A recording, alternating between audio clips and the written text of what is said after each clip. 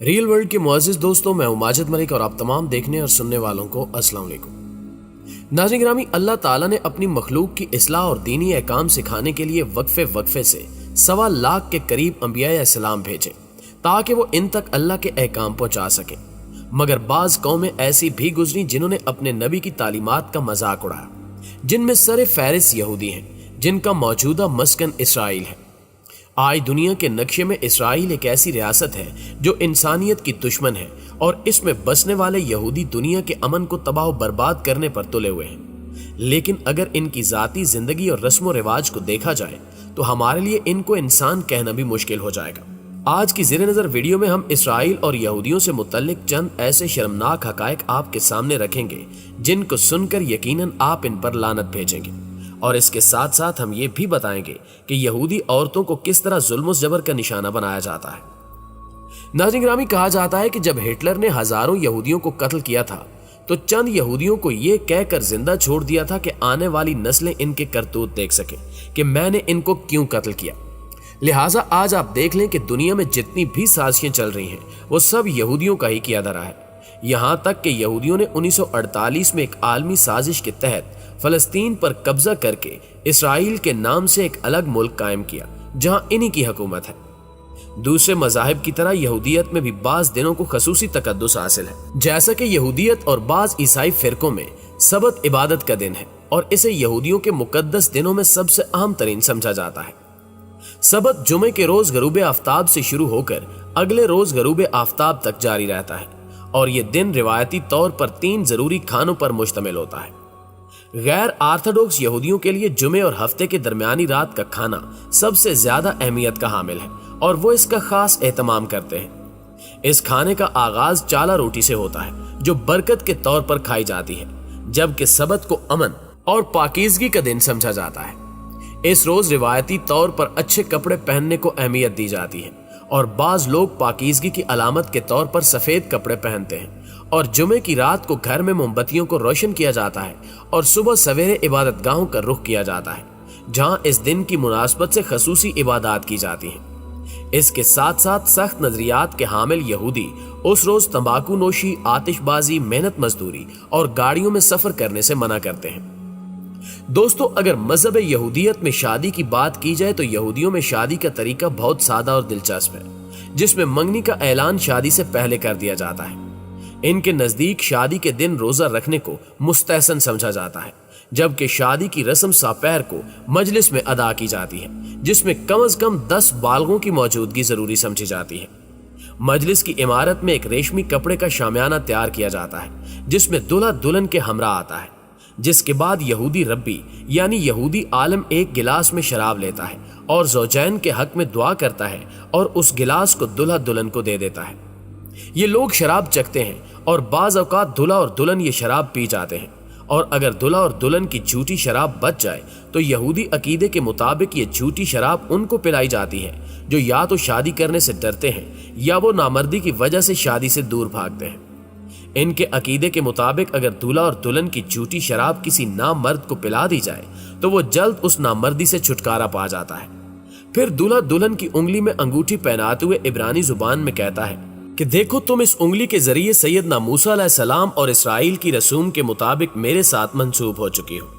फिर शादी के अहदनामे को आरामी जुबान में रब्बी बाआवाज़े बुलंद पड़ता है, जिसके बाद शराब का एक गिलास लेता है और दुआ करके फिर ज़ौजैन को देता है, जिसे वो दोनों चख लेते हैं। यहूदी मजहब में शादी की बहुत ही आम रस्म गिलास तोड़ना है, जिसमें दूल्हा दुल्हन शराब पीने के बाद गिलास को जमीन पर रखते हैं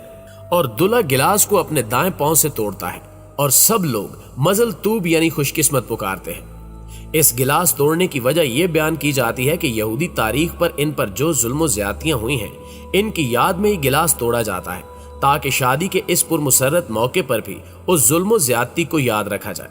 जबकि बाज यहूदियों के नजदीक इस गिलास तोड़ने का मकसद ये है कि गिलास के टुकड़े ये बताते हैं कि ये दूल्हा दुल्हन कब तक शादी के बंधन में रहेंगे, यानी इनकी शादी कब तक कायम रहेगी। यहूदी शादी में निकाहनामा भी बहुत अहमियत का हामिल है। इसके बगैर शादी का तसव्वुर भी नहीं किया जा सकता। इस निकाहनामे को यहूदी इस्तिलाह में कतूबा कहा जाता है। इस निकाहनामे में दूल्हा ये अहद करता है कि वो अपनी बीवी को महर देगा, जो तलाक या इसके मरने की सूरत में इसके काम आएगा, और वो ये भी ऐद करता है कि वो अपनी बीवी को नानो नुफ्ता देगा और इसकी जिस्मानी ख्वाहिशात को भी पूरा करेगा। ये निकाहनामा हाजरीन के सामने ऊंची आवाज से पढ़ा जाता है ताकि लोग इस निकाहनामे की इबारत को सुन सके और इस पर गवाह बन सके। यहूदी इसे बहुत कीमती और मुबारक ख्याल करते हैं, इसलिए इसे बहुत खूबसूरत अंदाज में फ्रेम करवा कर घर में लगा दिया जाता है। बाकी इल्हामी मज़ाहिब की तरह यहूदियत में भी औरत के महर का तस्वुर मिलता है, लेकिन यहूदी कानून में महर को औरत का मुआशी हक नहीं समझा जाता, इसलिए इसे इतनी अहमियत भी नहीं दी जाती। इसी वजह से यहूदी कानून में इसका तज़किरा इशारतन तो मिलता है मगर सिराहतन इसका जिक्र नहीं मिलता। बाइबल में भी इस महर का जिक्र इशारतन मौजूद है, जिसका तर्जमा कुछ यूं है कि अगर कोई मर्द किसी कंवारी को जिसकी निस्बत ना हुई हो फुसलाकर उससे मुबाशरत करे तो वो जरूर ही उसे महर देकर उससे ब्याह करे, लेकिन अगर उसका बाप हरगिज राजी ना हो तो उस लड़की को उसे दे तो वो कंवारियों के महर के मवाफिक उसे नकदी दे। नाजरीन, यहूदियत के अज़दवाजी निज़ाम पर नजर डाली जाए तो मालूम होता है कि इनके यहाँ औरत का मकाम निहायत पस्त है, और इसकी वजह यह है कि हव्वा ने आदम को ममनुआ फल खाने पर उकसाया और इसी वजह से वो जन्नत से निकाले गए, और इसी बिना पर औरत को मर्द की गुलामी और हैज जैसी नापाकी और हमर के दर्द की सजा मिली। इसके अलावा यहूदियत में औरत की शादी खाविंद की खिदमत और औलाद पैदा करने के लिए है, और अगर किसी के यहाँ कई साल तक औलाद न हो तो वह बिला झिझक दूसरी शादी कर सकता है, और इस काम के लिए इसे अपनी बीवी से कुछ कहने सुनने की जरूरत नहीं है।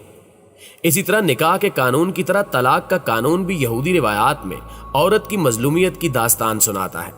यहाँ तक कि यहूदी मर्द जब चाहे छोटी सी लग्जिश पर तलाक दे देते हैं, और इनके मुताबिक इनको ये हक मजहब ने दिया था।